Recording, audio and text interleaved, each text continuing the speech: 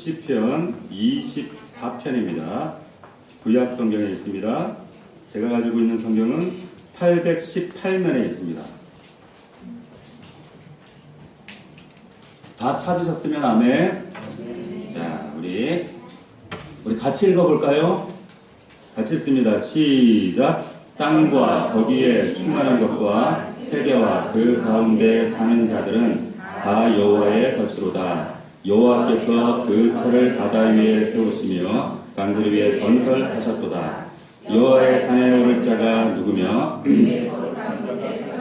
누구인가? 곧 손이 깨끗하며 마음이 청결하며 뜻을 허탄한 데 두지 아니하며 거짓 맹세하지 아니하는 자로다. 그는 여호와께 복을 받고 구원의 하나님께 의를 얻으리니 이는 여호와를 찾는 족속이요 야곱의 하나님의 얼굴을 구하는 자로다. 아멘. 자, 오늘 설교의 제목이 닭이냐 달걀이냐 라는 제목입니다. 좀 생소하죠? 예. 오늘 다시 한번 해피데이 오늘 오신 여러분들을 주님의 이름으로 진심으로 환영합니다. 아멘입니까? 예, 너무 환영하고요. 여러분에게 우리가 어떻게 신앙생활을 하고 있는지 보여드리고 싶어서 이렇게 초대했습니다. 보통 손님이 오면 특별한 음식을 준비하고 특별 순서를 준비해야 되는데 저희들은 집밥 컨셉으로 준비했습니다. 네, 그래서 평소에 우리가 드리던 예배, 부르던 찬양, 설교 있는 그대로 여러분들에게 보여드리고 우리가 믿는 하나님이 어떤 분이신가 여러분들에게 소개해드리기 위해서 이 자리를 마련했습니다. 그렇다고 해서 정성이 없는 게 아니에요. 예, 오래전부터 준비하고 기도하고 우리 성도들이 애를 많이 썼어요. 예. 자, 오늘 예배를 통해서 하나님을 발견하는 놀라운 은혜가 있기를 주의 이름으로 축원합니다. 우리가 커서 100점 맞기 어렵잖아요. 그런데 우리가 초등학교 때 웬만하면 받아쓰기 시험 다들 한 번씩 100점 맞아 보셨죠? 예. 그런데 우리가 그 받아쓰기 100점 맞으면 어디로 달려가요? 집으로 달려가요. 왜 달려가죠? 엄마한테 자랑하려고. 엄마한테 쪼르르 달려갑니다. 우리가 어떤 기쁜 일이 있어도 슬픈 일이 있어도 엄마 아빠에게 쪼르르 달려가요. 그런데 제가 장성에서 참 많은 삶의 변화와 기쁜 일, 좋은 일, 슬픈 일 많이 있었습니다. 그런데 제가 아버지도 되었고 가장도 되었고 지금 목사가 되었는데 지금은 쪼르르 달려갈 데가 없어요. 왜 그런가 하면 다들 하늘나라에 이제 가시고 안 계세요. 그러다 보니까 가서 말하고 싶어도 들어줄 분이 안 계시고 어쩔 때는 참 서운하고 섭섭합니다. 부모님은 우리의 뿌리시다라는 생각이 많이 들어요. 모든 것이 우리 부모님들로부터 받았지 않습니까? 몸도 받았고 마음도 받았고 또 그분에게 사랑도 받았고 또 칭찬, 격려, 위로 모든 걸 다 받았습니다. 그런데 우리가 아침에 집 나가면 꼬박꼬박 집에 돌아오잖아요. 왜 그렇습니까? 부모님이 계시니까 그래요. 부모님이 계시기 때문에. 그런데 이것이 어린 시절에만 해당되는 것이 아니라 나이 들어도 마찬가지더라고요. 커서도 우리 여자분들이 한 번씩 친정집에 가면 결혼하고 장성하고 아이 낳고 아이가 우리 애들도 이만큼 컸어요. 그런데도 한 번씩 그 친정집에 가면 엄마 가슴팍에 얼굴을 묻고 그렇게 엉엉 울어요. 남자들이 이게 씩씩하고 참 돈 번다고 애를 쓰잖아요. 그런데 이 남자들도 본가에 가면 부모님 앞에 남들 앞에서는 눈물 보이기 쉽지 않잖아요. 그런데 어머니 아버지 앞에서는 눈물을 뚝뚝 흘어요. 어린애들처럼. 우리 부모님이 그런 분들이십니다. 그런데 그 부모님이 떠나고 안 계시니까 허전하더라고요. 섭섭해요. 되게 서운해요. 그러니까 어디 가서 이제 기대고 말할 데도 없고 문득문득 참 쓸쓸하다 이런 생각이 들 때가 많이 있습니다. 부모님은 우리의 뿌리시구나 이런 생각들이 들어요. 사람은 누구나 다 예외 없이 뿌리를 찾고자 하는 그런 본성을 다 가지고 있습니다. 예. 아주 오래전에 그 TV에서 방영됐던 뿌리라고 하는 그런 영화가 있습니다. 알렉스 헤일리의 그런 작품인데 그 작품에 보면 쿤타 킨타라고 하는 노예가 나와요. 그 노예가 어머니 쪽 그 뿌리를 찾아서 6대를 거슬러 갑니다. 그 뿌리를 찾기 위해서 거슬러 가고 그 이야기를 다루고 있는데 작가가 이 작품으로 퓰리처상을 받죠. 아주 유명한 그런 작품인데 이 뿌리를 찾는다는 것이 한 개인에게만 이루어지는 사건이 아니더라고요. 가만히 보면 역사와 문명도 이 뿌리를 찾고자 하는 그런 운동들이 참 많이 있었습니다. 대표적으로 종교개혁이 그래요. 여러분 유럽에서 작년에 있었던 그 종교개혁이 500주년이 되었습니다. 여러분 근데 종교개혁이 어떻게 일어나게 되었는가 여러 가지 원인들 이유들을 설명하는데 그 이유들을 이야기할 때 빼놓을 수 없는 이야기가 있는데 그게 바로 13세기 이탈리아 남부에서 시작되었던 르네상스 운동입니다. 그런데 이 르네상스 운동에 이 하나의 모토가 있어요. 그게 뭐냐면 아드 폰테스예요. 다시 말하면 샘으로 돌아가자, 뿌리를 찾자라고 하는 운동이 이 르네상스입니다. 그런데 이 르네상스의 이 학자들이 뭘 샘으로 생각했을까? 뿌리라고 생각했을까? 이 사람들은요, 그리스, 로마, 그리고 저들의 문명, 문화를 저들의 뿌리라고 생각했어요. 샘이라고 생각했습니다. 그래서 열심히 찾고 우리의 모든 것이 그리스, 로마로부터 흘러내려왔다. 열심히 연구하고 찾고 그렇게 달려갔어요. 그런데 그리스, 로마 문명 중심에 뭐가 있는가 하면 그 저변에 여러 가지 로마 신화도 있고 또 그리스 신화 이야기도 나오잖아요. 근데 그 중심 저변에 뭐가 있는가 하면 인간이 있습니다. 휴머니즘이 있어요. 신화, 아주 재밌는 이야기들이 많이 있잖아요. 근데 그 밑에 깔려있는 주된 메시지가 뭐냐? 르네상스는 인본주의입니다. 휴머니즘이에요. 인간이 중심이라는 거예요. 여러분, 그때 이후로 그리스 로마 문명 르네상스 이후에 인류가 만들어낸 모든 문명이 이 휴머니즘이라고 하는 바탕 위에 인간 이성을 수단으로 삼아서 끊임없이 새로운 것들을 발견하고 발전하고 오늘날까지 이어지게 됐다는 거예요. 모든 사고의 중심에 인간이 있어요. 인간이 판단하고 결정하고 결론을 내려요. 그 사고 중심에 나로부터 출발하는 겁니다. 이 명제를 잘 보여주는 명제가 여러분 꼭이오 에르고 숨이라고 하는 데카르트, 여러분들이 잘 아는 명제가 있죠. 뭐예요? 나는 생각한다. 뭐 한다고? 고로 존재한다는 거예요. 나는 생각한다. 그러므로 나는 존재한다. 모든 게 나로부터 시작돼요. 내가 중심이에요. 이것이 르네상스입니다. 그런데요, 이 르네상스 이때부터 인본주의 휴머니즘 운동이 일어나면서 예전에는 전혀 생각하지 않았던 일들이, 현상들이 나타나기 시작했는데 그게 뭔가 하면 예전에는 당연하게 생각했는데 이 르네상스 인문학자들이 이제 새롭게 따지기 시작했어요. 자꾸 질문하고 그리고 해묵은 논쟁들을 하기 시작했는데 가령 예를 들면 이런 거예요. 오늘 설교 제목이기도 한 이겁니다. 닭이 먼저냐 계란이 먼저냐 이거예요. 여러분 닭이 먼저예요? 달걀이 먼저예요? 어떤 게 먼저예요? 닭이 먼저예요? 계란이 먼저예요? 달걀이 있으니까 이제 거기서 병아리가 나와서 닭이 나와가지고 다시 알을 낳고 그런 것 같기도 하고 닭이 있으니까 알을 낳았으니까 병아리가 되고 또 닭이 됐지 이런 생각을 할 수 있는데 이 끊임없는 이 연쇄적인 반응 근데 답이 있어요 없어요? 사람들은 답을 찾을 수가 없어요. 그런데 여러분 10여 년 전에 영국에서 어떤 과학자들이 이게 어떤 게 정답인지 그 답을 찾았어요. 여러분 영국에 그 유레카 얼러트라고 하는 그 과학 잡지에 과학자들이 답을 찾아서 그 연구 결과를 발표를 했는데 어미닭의 난소 안에 보면 단백질이 있답니다. 특별한 물질의 단백질이 있는데 이 단백질이 탄산칼슘의 결정체로 만들어서 달걀 껍질을 만든다는 거예요. 그러니까 이 단백질 이름이 뭔가 하면 오버클레드린 17이라고 하는 단백질입니다. 이 물질이 달걀의 껍질을 만든다는 거예요. 무슨 얘기예요? 어미닭의 난소 속에 이 단백질이 없으면 달걀이 만들어질 수 없다는 얘기예요. 결국에 달걀이 있으려면 뭐가 있어야 돼요? 닭이 있어야 돼요. 닭이 있어야 되는 거예요. 그러니까 여러분, 닭이 먼저예요? 달걀이 먼저예요? 닭이 먼저죠. 이거 아셨어요? 모르셨어요? 몰랐죠? 예.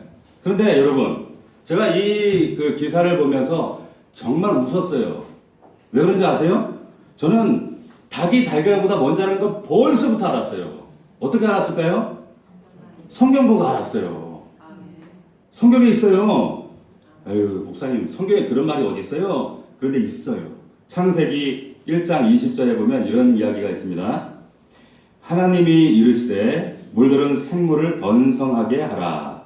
땅 위 하늘의 궁창에는 새가 나르라. 뭐가 나르라? 새가 나르라. 여러분, 하나님께서 새가 나르라 그러셨지 달걀이 굴러라, 새알이 날아가라 이렇게 하지 않으셨어요. 너무 당연하잖아요. 그러니까 새가 먼저 있고 그 다음에 새알이 있는 거예요. 이 너무 분명하고 확실한 진리를 저는 벌써부터 알고 있었단 말이에요. 그런데 그 똑똑한 연구의 과학자들이 그렇게 대학 등록금 줘서 공부해가지고 결국 그거 연구해, 그거 알아냈다고 발표하는 거예요. 제가 얼마나 웃었는지 몰라요. 보세요. 여러분, 왜 그런지 아세요? 이 사람들이 르네상스 휴머니즘 이후에 근대 문명이, 이 인본주의라고 하는 문명이 샘을 찾은 것 같지만, 그런데 진정한 샘을 놓쳤기 때문에 그렇습니다. 그 진정한 샘이 뭡니까? 하나님이세요. 인간이라는 웅덩이를 발견을 했는데 그 웅덩이를 채우시는 하나님의 샘을 놓쳤던 거예요. 결국에 이 하나님을 놓친 르네상스 이 휴머니즘이 하나님 없는 세속 문명 가운데 철학과 과학이란 두 기둥을 가지고 오늘날 포스트 모던까지, 포스트 모던이 뭐예요? 내가 중심이라는 거예요. 사람이 중심이라는 겁니다. 끊임없이 이 싸움이 이어져요. 그런데 오늘날 이 인류가 이 이성주의, 인본주의 이 생각을 가지고 만들어낸 이 문명이 결국 인류를 이 생존의 막다른 골목까지 몰아갔어요. 결과가 이런 세상입니다. 핵이 위협하고 원자 폭탄이 사람을 죽이고 하는 세상이 된 거죠. 통역 속에 늘 모든 것이 다 있는데 늘 부족해요. 냉장고를 열면 모든 걸 다 먹을 수 있는데 늘 우리 영혼이 배가 고파요. 자, 새벽부터 저녁까지 열심히 일을 하는데 그런데 늘 허무해요. 공허해요. 내 주변에 사람들이 북적북적대고 만나는 사람들이 많은데 늘 어떻게 해요? 고독해요. 외로워요. 자, 사회학자 리즈만의 말처럼 군중 속에 고독하다는 거예요. 허무하다는 거예요. 아무리 해도 이게 끝없는 질문은 있는데 답이 안 보이는 거예요. 왜 그렇습니까? 샘을 놓쳤기 때문이에요. 진짜 샘을 놓쳤기 때문입니다.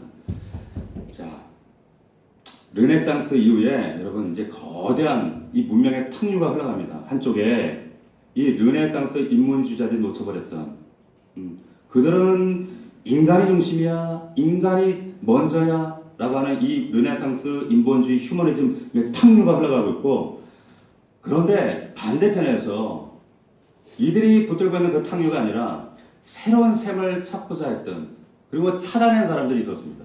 그들이 누구냐? 종교개혁자들이었어요.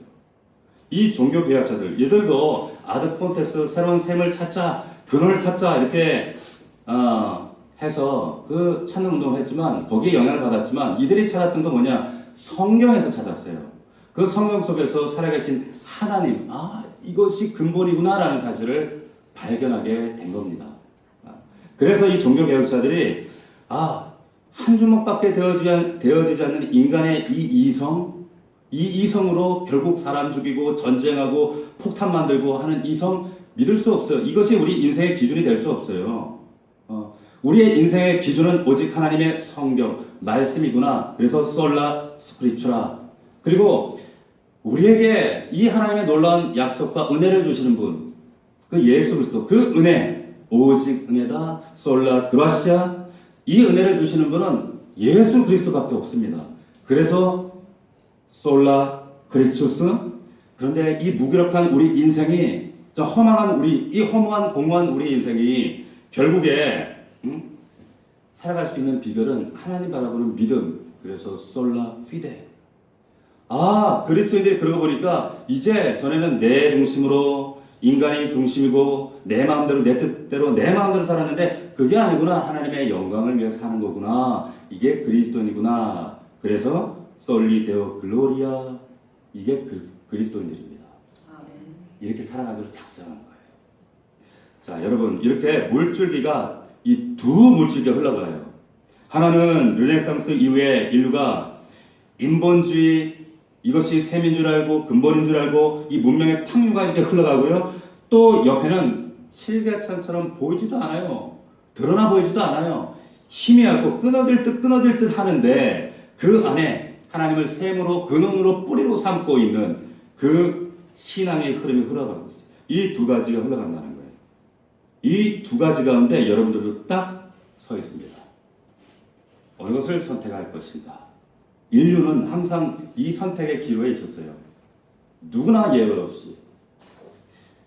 저는요, 이렇게 목사로 서 있지만 저도 여러분들하고 똑같은 사람이거든요. 연약한 사람이고, 문제 만나면 힘들고, 낙심도 하고, 연약한 사람이지만 이 탕류가 흐르는 그 문명을 선택한 것이 아니라, 작지만, 정말 희미하지만, 실개천 같지만, 사람들은 별로 주목하지도 않지만, 그 생명샘이 흐르는 하나님을 붙잡고 지금 이 자리에 있는 줄로 믿습니다. 여러분도 그렇게 되시기를 주의 이름으로 축원합니다. 여러분, 그래서 하나님을 믿고 하나님께 내 삶을 의탁하고 그렇게 간구하는 거예요. 사람이, 우리의 이성이 똑똑한 것 같지만요, 여러분 자신을 한번 가만히 들여다보십시오. 얼마나 미련한가. 정말 내 뜻대로 되는 게 하나도 없어요. 내 마음대로 되는 게 하나도 없습니다. 그 하나님께 믿고 맡기고 모든 일을 그분께 말씀드리며 살아갈 때 어떤 일이 일어나는가. 제가 앞서서 참 부모님께서 돌아가시고 뿌리를 잃어버린 것 같이 이제는 돌아가서 미주알, 고주알, 얘기할 때도 없고 기댈 때도 없고 그래서 참 허전하다 이런 말씀을 드렸잖아요. 이제 어떻게 해요? 어떻게 합니까? 그래서 이제는 하나님께 얘기하는 거예요. 우리 아버지께 말씀을 드리는 겁니다. 그분께 내 모든 것 의탁하기로 저는 결정을 했어요. 한 번씩 제가 성전에 이렇게 우두커니 앉아서 그분께 얘기하잖아요. 그럼 하나님이 다 들으세요. 하나님. 근데 저는 하나님 그런 것보다 하나님 아버지. 그러면 밖에서 뭔 난리가 나도 잠잠하게 하나님께서 이 안에서 말씀하세요. 왜? 우리를 사랑하시는 아버지시니까 그렇습니다. 믿으시길 축원합니다. 여러분, 그 하나님께 다 맡기시고 미주알, 고주알, 내 인생에 상처난 것도 생채기 난 것도 모든 것 다 말씀드릴 수 있는 우리 넘치는 교회 식구들과 이 자리에 오신 여러분들 되기를 주의 이름으로 축원합니다. 여러분, 오늘 본문에 하나님께서 우리 모두의 뿌리다 이렇게 말씀하세요. 1절 한번 보겠습니다. 자, 24장 1절을 한번 보시면 한번 같이 읽어볼까요? 땅과 거기에 충만한 것과 세계와 그 가운데에 사는 자들은 다 여호와의 것이로다. 우리는 다 하나님 겁니다. 믿으십니까? 하나님 거예요. 오늘 여기 이 자리에 있는 것도 하나님의 계획이고 하나님의 부르심이 있고 세상 사람들은 우연이다라고 하지만은 필연입니다. 필연으로 우리가 이 자리에 있는 거예요. 세상 사람들은 우리 존재가 우연이지 어쩌다 우리 엄마 아빠 자식으로 태어났지 이렇게 얘기하지만 하나님은 필연적으로 여러분들을 이 자리에 부르셨어요. 제가 몇 주 전에 어떤 그 중앙 모 일간지에 우리나라 대기 기상청 과학자가 이 지구가 어떻게 이루어졌는가라고 하는 그 칼럼을 쓰셨는데 그 필자가 보니까 이 모든 게 그 내용이 이 지구의 모든 것들이 우연이에요. 그 우연이라는 말들을 얼마나 자주 쓰고 있는가 하면 제가 한번 여러분들 읽어드리려고 뺏겨왔어요. 친절하죠? 들어보세요. 우리의 생존은 이러한 우연에 기반을 두고 있다. 인간은 필연적으로 생명체의 최정점에 오른 위대한 존재가 아니다. 우연히 적합한 기후가 출현했고 생명나무가 분화되는 과정에서 우연히 우리가 자연 선택을 받았을 뿐이다. 이 우연이란 말이 3번, 4번 이상 그 전체 그 기사 가운데 끊임없이 우연이라는 거예요. 여러분들 지금 우연이에요? 여러분들 오장육부 사시 백세가 우연히 태어났습니까? 어쩌다 갑자기 뽕! 빅뱅이 일어나서 갑자기 지구가 나와서 아메바가 단백질이 사람이 되고 원숭이가 사람이 되고 우연이에요? 아니에요. 그렇지 않습니다. 하나님께서 당신의 필연과 계획 가운데 여러분들이 이 자리에 있다고 창조되었다고 말씀하고 계시는 거예요. 아멘. 한 사람도 예외가 없습니다. 이것을 믿는 거예요. 이게 신앙, 우리 신본주의 신앙이에요. 아멘. 자, 여러분, 그 하나님 아버지께서 여러분들을 필연적으로 이 자리에 부르시고 계획하시고 오게 하셨어요. 하나님께서 당신의 자녀들을 사랑하시기 때문에 마치 자기 어린 자녀들을 품에 안고 아이고 우리 자식 사랑해 이쁘네 우르르 까꿍 하는 것처럼 그 하나님께서 우리를 사랑하고 보호하고 인도하시고 철저한 당신의 계획 가운데 인도하고 있다는 겁니다. 결코 우연이 아니라 하나님의 사랑과 보호 때문인 줄로 믿습니다. 그 사랑의 핵심이 뭔가 하면 우리를 거룩하게 하시는 거예요. 깨끗하게 씻으시는 거예요. 왜냐하면 애가 밖에서 딱지치게 하고 구슬치게 하고 놀다가 집에 들어오면 더럽잖아요. 그럼 우리 엄마가 야 이놈 새끼야 씻고 들어가 이랬다고 우리 어릴 때. 네? 그러면 하나님께서 마찬가지예요. 하나님도 우리를 깨끗하게 씻기셔야 당신의 나라에 하나님의 품에 안아주신다고요. 그렇기 때문에 하나님께서 자 3절 4절을 오늘 본문의 말씀을 보시면 그 하나님이 거룩하고 깨끗하신 분이기 때문에 우리를 이렇게 하세요. 보세요. 3절에 여호와의 산에 오를 자가 누구며 그의 거룩한 곳에 설 자가 누구인가. 우리 다음 읽어볼까요? 시작. 곧 손이 깨끗하며 마음이 청결하며 뜻을 허탄한 데 두지 아니하며 거짓 맹세하지 아니하는 자로다. 자, 그런데 그럼에도 불구하고 참 불행히도 우리가 깨끗하지 않아요. 여기에 걸맞지 않아요. 적합하지 않아요. 늘 죄짓고 실수하고 여기 말씀처럼 손이 깨끗하지도 않고 마음이 청결하지도 않고 시커멓고 비양심이고 더러워요. 여러분 검정연탄 우리 아들은 지금 연탄이 뭔지 모르지만 검정연탄 여러분 아무리 수건을 가지고 닦는다고 한들 검정만 손에 잔뜩 묻지 변하지 않습니다. 근데 어떻게 하면 변해요? 태우면 돼요. 불 안에 들어가면 본질이 달라져요. 하나님께서 우리의 본질을 이 연탄보다 시커먼 우리를 그 본질을 바꾸시기 위해서 선택하신 하나님의 방법이 있습니다. 씻기시는 방법이 있어요. 그게 뭐예요? 뭘까요? 예수 그리스도의 십자가예요. 세상 사람들 볼 때는 납득이 안 돼요. 종탑에 있는 십자가 이게 뭐야 싶은데 그 십자가를 통해서 예수 그리스도를 이 땅에 보내시고 하나밖에 없는 아들을 십자가에 매달아 죽여서 그 피를 흘려요. 근데 그 피를 통하여 거룩한 보혈을 통해서 세상에 어떤 세제로도 씻을 수 없는 우리의 죄가 깨끗하게 씻겨지는 줄로 믿습니다. 아멘. 이게 기독교의 신비예요. 아멘. 세상 어떤 종교에도 수행을 한들 고행을 한들 지극정성을 드린 들 비나이다 한들 죄를 해결할 수 없습니다. 하나님의 신비한 방법 깨끗하게 씻겨지면 하나님의 자녀로 맞아주시고 하나님 나라에 가요. 하나님 자녀로 안아주시는 겁니다. 우리 하나님이 이렇게 좋으신 분이에요. 이렇게 좋은 분이에요. 그래서 우리가 해야 할 일이 딱 한 가지가 있습니다. 다른 거 없어요. 한 가지만 하시면 됩니다. 그 좋으신 하나님을 여러분들이 만나시면 돼요. 만나려면 어떻게 돼요? 찾아야죠. 찾아서 나아가시면 되는 거예요. 자, 나의 뿌리가 되시고 샘이 되시고 나의 모든 근본이 되시는 그 나의 하나님 아버지께 그분을 찾고 그리고 나의 모든 전 존재를 맡겨드리는 거예요. 맡기면 편해요. 편합니다.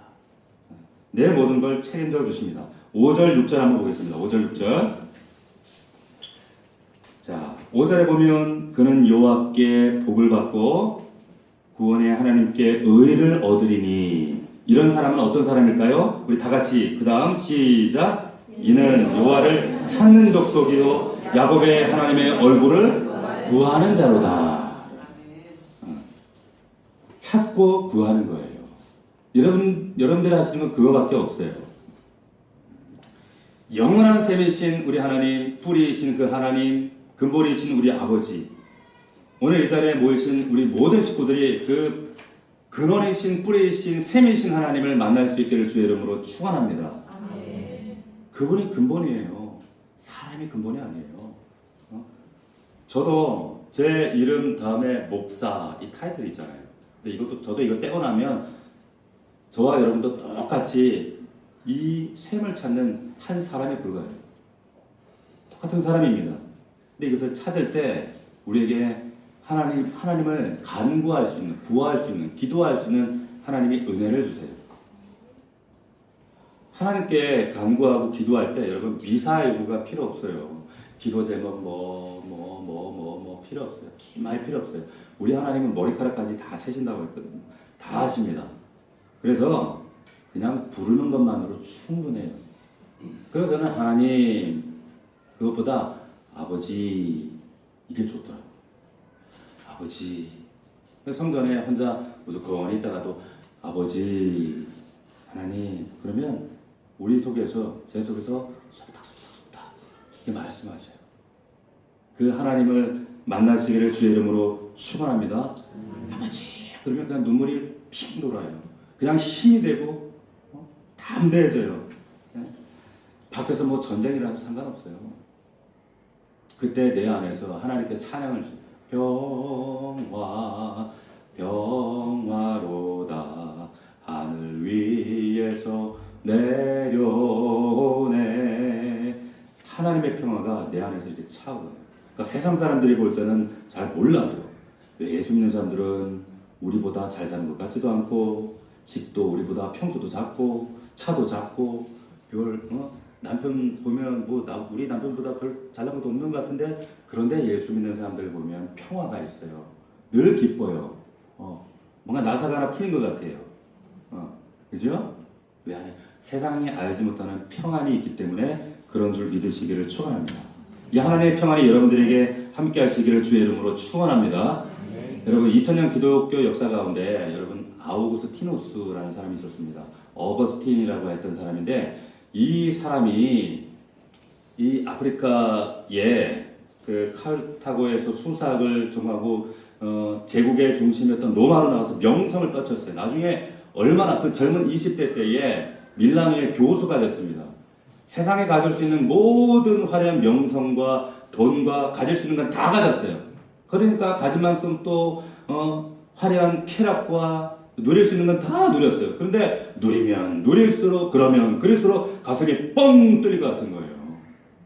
아무리 채우려고 해도 채워질 수 없어요. 그래서 이 사람이 9년 동안이나 그 이방 종교였던 마니교라고는 그 사이비족에 빠져가지고 9년 동안이나 방황을 하거든요. 그래도 답이 없어요. 답을 못 찾습니다.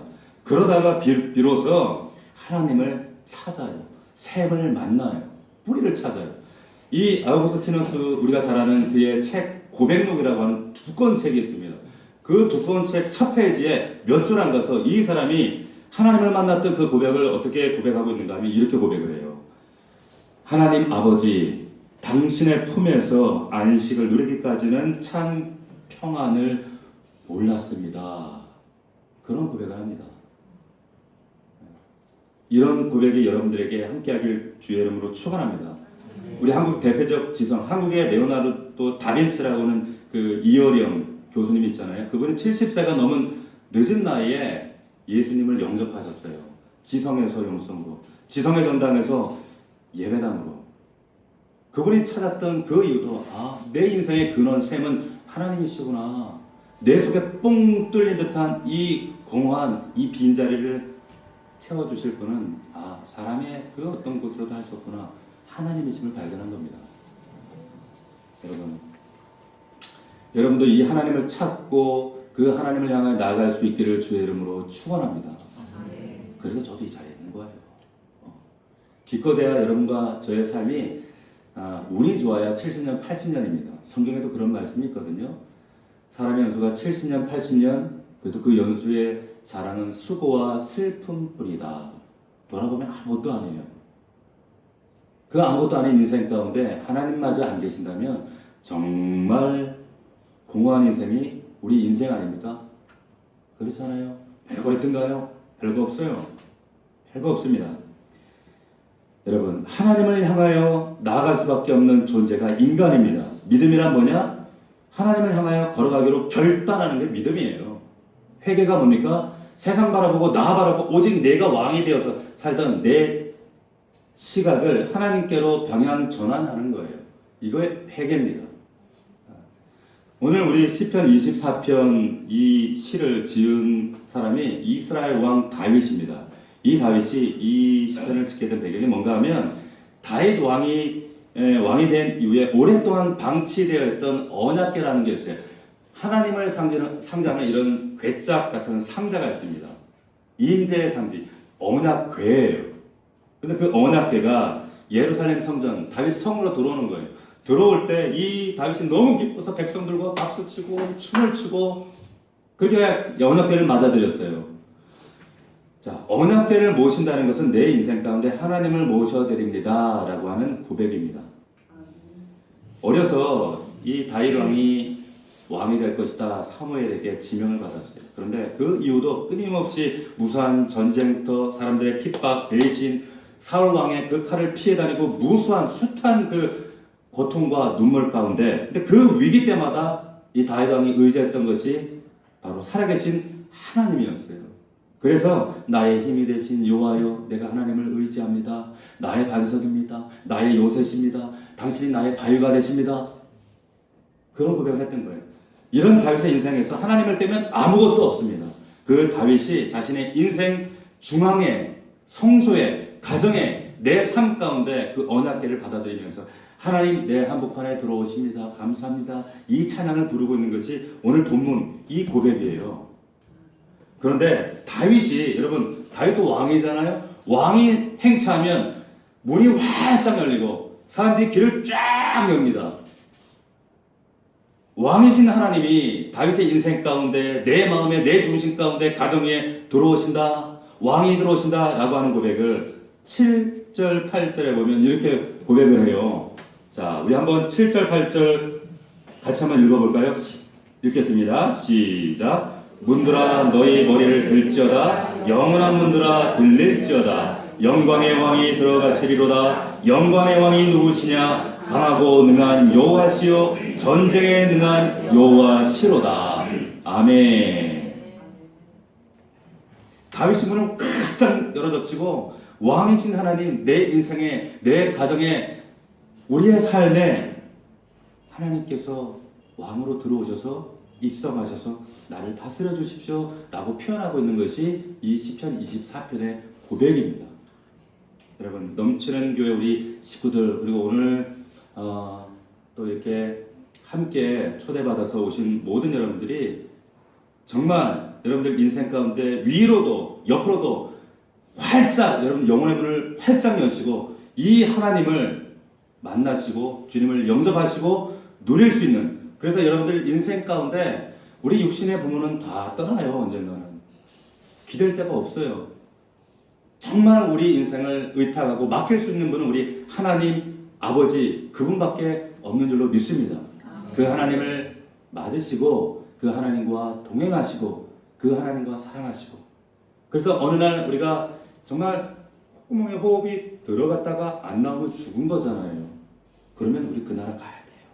그날에 하나님이 여러분들을 기쁘시게, 우리 아버지 하나님이 여러분들을 기쁘게 영접할 수 있는 우리 복되고 아름다운 하나님의 자녀가 다 될 수 있기를 주님의 이름으로 축원합니다. 아멘. 여러분, 이제 여러분들하고 참 의미 있는 영상을 하나 볼 텐데요. 한번 영상을 가만히 보면서 여러분들 지나왔던 시간들을 한번 가만히 묵상하시고 한번 생각해 보시고 다시 한번 하나님을 마음 가운데 찾아보시기 바랍니다. 한번 영상을 보도록 하겠습니다.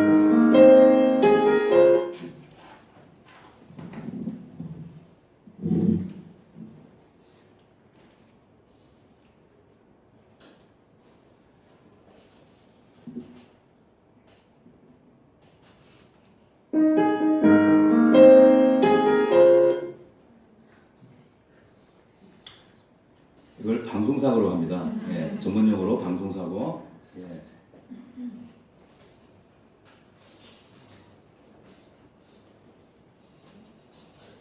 화면을 좀 키워주시고 전체 화면으로.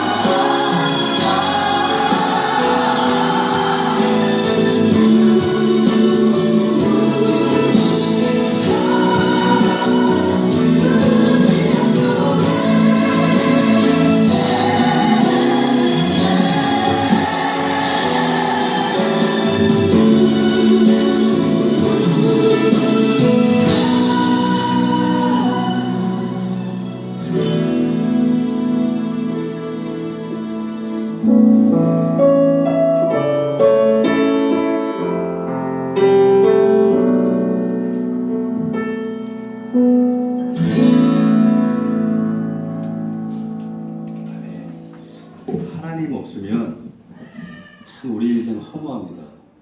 절대 세상에 어떤 것으로 그 빈자리 채워질 수 없습니다. 정말 그렇습니다. 그렇기 때문에 여러분 그 하나님을 찾고 그 하나님을 채우시고 그분이 세상 사람들이 인본주의자들이 말하는 세상의 그 탕류 속에서도 영원한 생명샘이신 그 하나님 붙잡으면 그분이야말로 정말 우리의 뿌리가 되시거든요. 샘이 되시거든요. 그럴 때야 비로소 우리의 삶에 진짜 의미를 발견하게 됩니다. 진짜 가치를 발견하게 됩니다. 그러한 축복이 저와 여러분 이 자리에 있는 모든 분들에게 함께 하시기를 주의 이름으로 축복합니다. 아멘. 제가 한번 기도하겠습니다. 하나님 아버지, 영원히 죽을 수밖에 없는 이 죄인이 살아계신 창조주 나의 하나님을 아버지라고 고백할 수 있도록 그러한 은혜를, 그러한 자격을 주셔서 감사합니다. 아버지 하나님, 정말로 하나님께서 나에게 베푸신 은혜를 기억하며 하나님, 오늘 이 자리에 모인 우리 넘치는 교회 사랑하는 가족들 모두, 그리고 또 초대받아온 우리 많은 식구들, 저들의 머리 위에, 가정 위에, 삶 위에 하나님만이 내 인생의 진정한 근원이요 샘이요 뿌리임을 깨닫고 그 하나님께 세상에 휩쓸리지 아니하는 그 하나님께 내 모든 걸 맡겨드리고 의탁할 수 있는 그런 하나님의 자녀들이 될 수 있도록 아버지 은혜를 더하여 주시옵소서. 세상에서 생채기 나고 하나님 상처받고 눈물이 있고 고난이 있고 하나님 세상 어디 가서도 물어본들 해결할 수 없는 내 안에 많은 아픔과 고통과 하나님 많은 환난들이 있었습니다. 이제 하나님 앞에 나아가 그 하나님께 내 모든 것 맡겨드리고 그 하나님 아버지께 내 인생의 모든 무거운 짐들을 내려놓고 미주알 고주알 이야기할 수 있을 만큼 하나님을 더 알기 원합니다. 더 나가길 원합니다. 더 간절히 찾기 원합니다. 하나님께서 내 인생의 주인 되시고 아버지가 되시고 하나님이 되어 주시어서 만만하지 않은 참 이치열하고 어둡고 깜깜한 세상 가운데 하나님을 붙잡고 하나님을 신뢰하며 살아갈 수 있는 우리 믿음의 가족들, 오늘 이 자리에 모인 우리 모든 주의 하나님의 백성들 다 될 수 있도록 축복하시고 저들의 인생을 주님께서 동행하여 주시옵소서.